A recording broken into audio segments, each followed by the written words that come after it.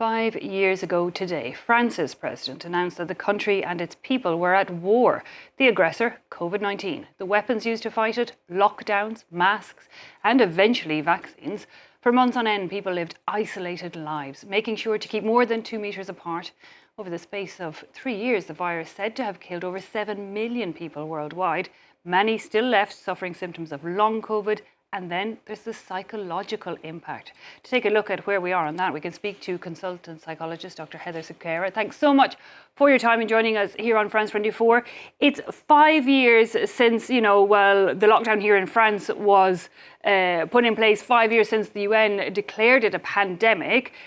Is COVID still impacting people's mental health today? Unfortunately, it is, yes. We have a surge in anxiety and depression. That surged during the pandemic, and it really hasn't gone down a lot since then. Really complicated reasons. We can't pinpoint it to one thing, but we're looking at a behavioural shift in society that's still operating now. Things like alcohol use, we've got social isolation, people are more lonely. It's particularly affecting young people and children.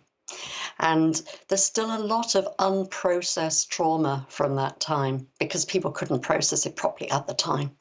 And at the time, we ended up being afraid of fellow humans and, how to interact with them. Is that still lingering? You see people going back to concerts, going back on flights. So I think it affects certain groups more than others. So the people going to concerts maybe less so.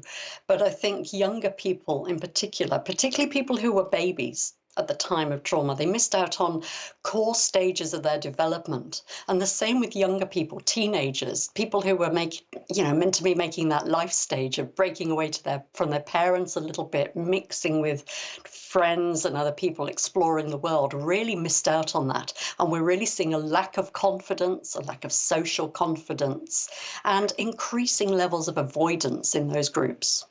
And what can be done to help people in those situations today? I think we need to put mental health as a priority because our mental health services were struggling even at the time of COVID, and now they are completely quaking. So there's long waiting lists for help, particularly again for children and young people. And again, if people have to sit on waiting lists for therapy, as children, they're again missing out on key stages of development. So we really need to prioritise that. That's my number one thing. And then getting away from screens as well would be another, helping people interact face to face a lot more.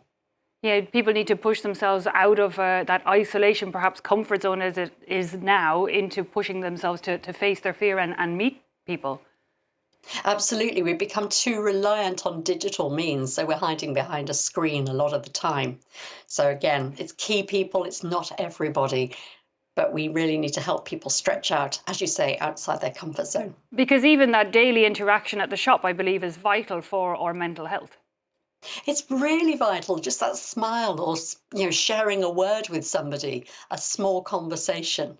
A small act of kindness, such as opening a door for somebody, can make such a difference in people's lives. You mentioned there the lack of resources in terms of what's available in terms of mental health, but part of the COVID pandemic was the loss of faith, if you like, or the falling down of our systems. Is that something that people, has impacted how people live today?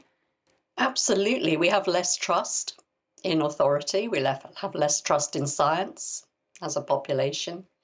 And there is also ongoing economic costs from the pandemic, which are affecting people in terms of their job security and how they think about the future. So all that's coming into it as well.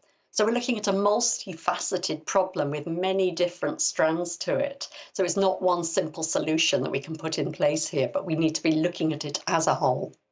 Now, you're coming to us from the United Kingdom, which reacted slightly different than France did when it comes to lockdowns. They went into lockdown mode a good bit later. A lot of people say that was because there was a lack of trust from the government in the individual people to work together. Is that how you see it? I'm not sure. I don't know if it was that much later. I think it was the 20th of March we went into lockdown. So it wasn't very much later. But do you think that overall, in Ireland we called it cocooning. In France it was a lockdown. So, and we were declared to be at war. Do you think that how governments handled Yes. the pandemic had an impact on how people lived through it and currently are today? Very much, yeah. There was a lot of fear-based messaging, which helped people stay indoors. It perhaps aided what the government wanted us to do, but it has now left us being more avoidant as a society. And we all know that facing our fears, pushing ourselves out of our comfort zones is the way to get over fears. And unfortunately, I think we are kind of still stuck in an avoidant reaction. So we're stepped back from things that scare us rather than moving into them. And that increasing social isolation is one of the things that has fallen out from that. And as you say, it comes as well with our increasing reliance on media to connect to people. Have you seen any positive impact over this pandemic? A lot of people at the time said the fact that it forced them to take a slower style of life, of living, did make them change what their priorities were, gave them time to reflect on how they're living their lives. I think it did at the time, but I wonder if we've lost quite a bit of that now, because we're now back into that rush, more, better, best kind of mentality. So I'm not sure that that's still the case.